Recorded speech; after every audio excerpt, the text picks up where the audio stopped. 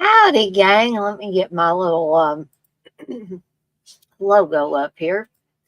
Um, I saw somebody popped in, popped right back out. Sorry for my juvenile humor, folks, but I just had to do it. I hope nobody was upset or disgusted or thinks, well, Dana's just being juvenile.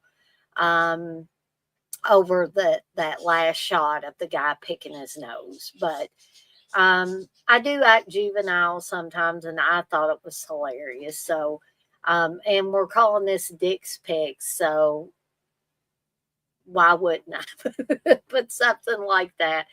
And I didn't put this out there early enough, so I may not even have anybody in here for this live, or I may figure out that this is something that should be done as a pre-recorded video.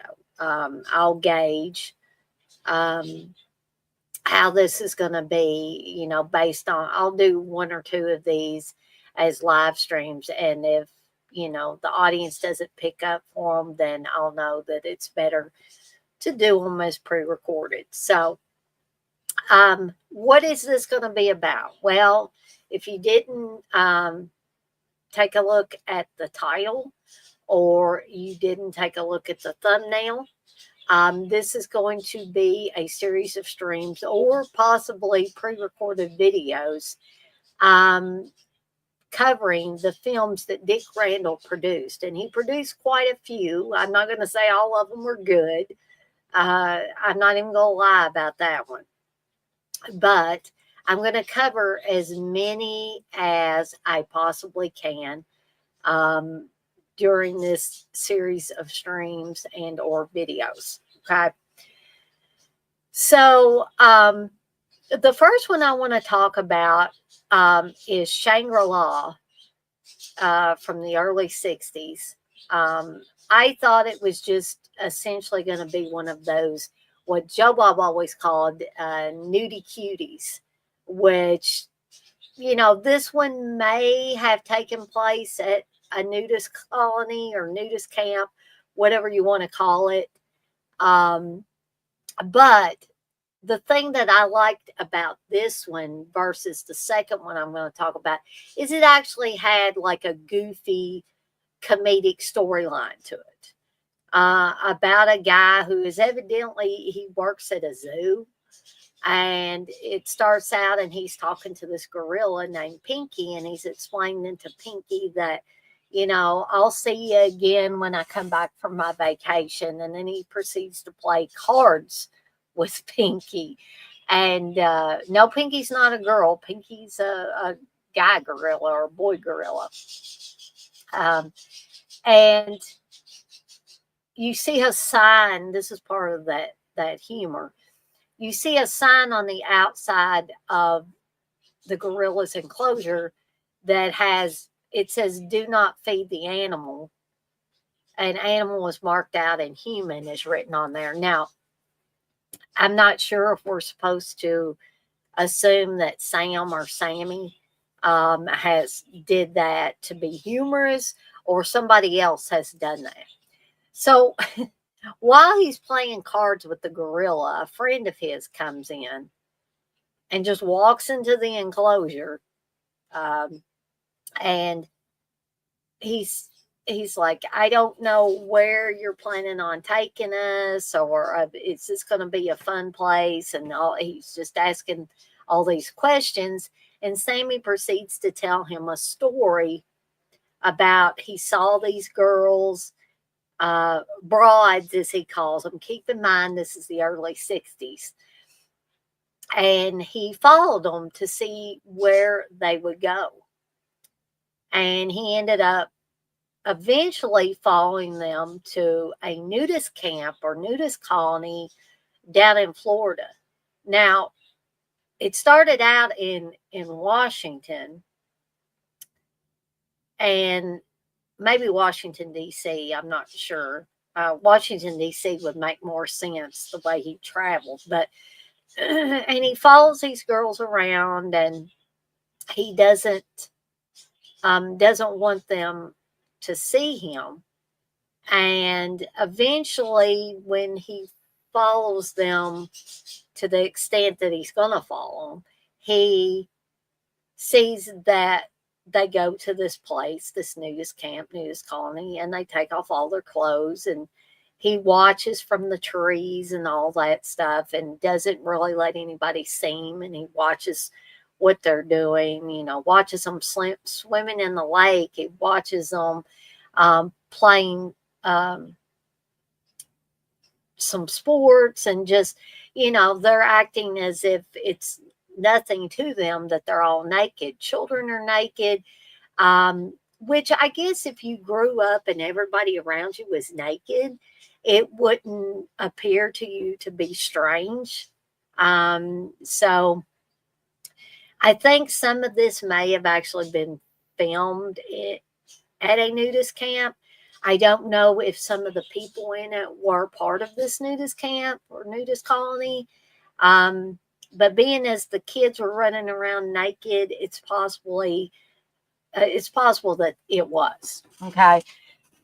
So eventually, Sammy gets over his inhibitions and he goes to the head of this nudist camp and he says, I want to join, and he gives him a set of like 3 rules that he can't break or he'll be expelled, or expulsion, as he says, he'll be expelled, I guess, from this camp. And so he proceeds to, take off all his clothes and go out amongst the people at this nudist camp. And he gets into his head that he's going to have a beauty contest. And that's where his problems start, because everybody likes him. The head of the camp likes him and gives him this, badge to wear and all this stuff. And so this girl wins the beauty contest, but the girl that wins is not one of the girls that he followed down there. And he had kind of gotten to know these girls once he got to the nudist camp. And they were angry, I guess, that 1, that he would have a beauty contest, and 2, that one of them didn't win. And so one of the girls is packing up to leave. And he tries to go and talk to them and try to keep, them from leaving. And he gets slapped in the face, and then he does get expelled or expelled, however you want to look at it, by the head of the camp, who tells him to get out. And he says, well, I burned my clothes. He said, it doesn't matter, get out. You broke like the 3rd rule or whatever. And so he, has told this whole story to his friend. This movie's only an hour and 2 minutes long. It's not long at all. And at least it had a story, albeit goofy story, but it had a story to go along with it. And so all of a sudden, these 2 girls show up, and they are 2 other girls from the nudist camp, one being the girl that won the beauty contest. And all of a sudden, they want to be friendly with Sammy again. And his friend, who is obviously older, just takes off all his clothes and is holding his briefcase in front of him. I noticed that or in front of his manhood, I guess you could say. Something I did notice about this is that you see the women's breasts, and you see male and female, their behinds. But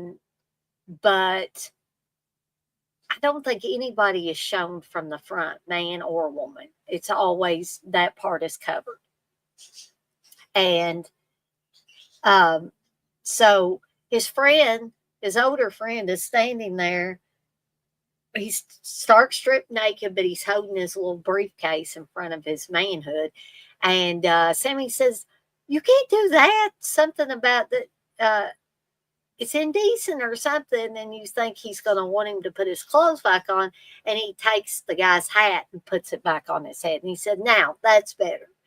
And so the movie pretty much ends at that point. But like I said, the reason why I like this one better than the second one I'm going to talk about here in a second is the fact that it had a goofy comedic storyline to go with it. It just wasn't shots of naked people running around this camp.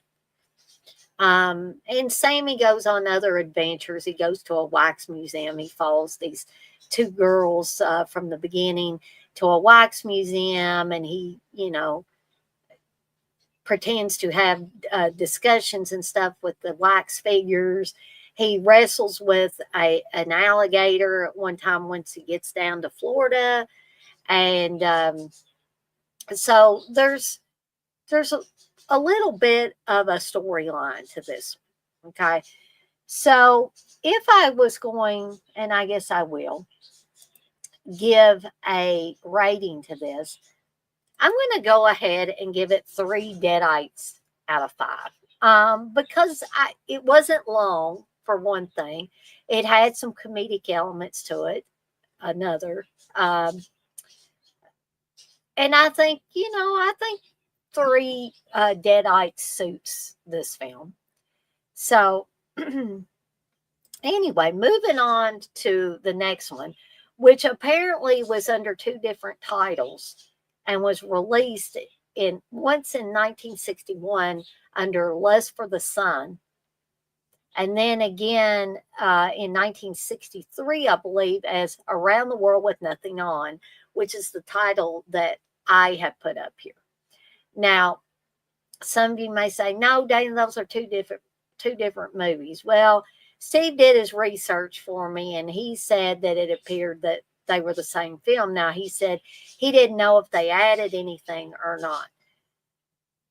But, gang, unless you are just a glutton for punishment, I wouldn't advise watching this one, because all it really is different people getting naked. Some people you might not want to see naked, at different I guess nudist colonies or nudist camps or whatever around the world. And I guess that's why it was also referred to as Around the World with Nothing On, because they go to different places. And I thought this thing was going to be an hour and 54 minutes long, and I was like, okay, that's kind of long. But then I discovered that this was something put out by Something Weird Video. Actually, both of the films were put out by Something Weird Video. And evidently there were some trailers for other, either nudist camp type movies or movies where people get naked a lot in it. And these trailers played after the movie was over, or it was listed as a documentary, but it's listed as a movie, I believe, on IMDb. But wherever Steve got it from, it listed as a documentary. So, wasn't too jazzed about this one. Don't really, I can't really recommend it, folks, unless you just like watching people, play in the snow naked and get on sleds naked, and I just everything they're doing, they're naked during it. So yeah, I can't really say that I'm a fan of this one, and probably will not be going back and watching or rewatching either one of them, but definitely not Around the World with Nothing On, aka Lust for the Sun.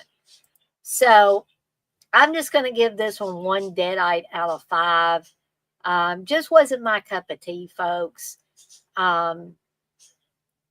So I guess that's all from me. I've seen one person pop in and out of here the whole time. So if I do a second one of these, and I'm not complaining, some things people are interested in you having a live stream on. Other things people are like, I could watch that on the replay, or why didn't they do a pre recorded video? So if the next time I do, next Tuesday, when I do one of these, I'm going to try live one more time. And I'm going to try to give y'all a heads up further in advance. But if nobody comes in here to watch or comment or anything like that, then that will be my clue to at least these first grouping of films, to do them as pre-recorded videos only. But anyway, that is all from me. But I want to remind everybody to make sure you get your votes in for the upcoming watch-alongs in February, February 22nd and 23rd.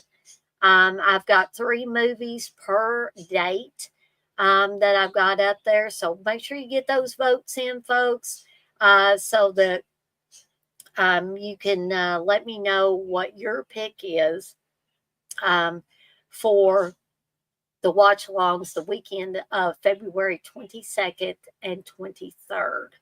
Okay? So, that is officially it for me, other than to remind you that I'm planning to do the first episode of Cannon Fodder, the Golden Globus era of Cannon films, tomorrow night at 8 p.m. Eastern Time. So be sure to tune in for that. And I'm off like a dirty shirt. This shirt ain't dirty. In fact, it's the new Joe Bob's Christmas Carnage shirt from Fright Rags. But this shirt ain't dirty, but I'm off like one.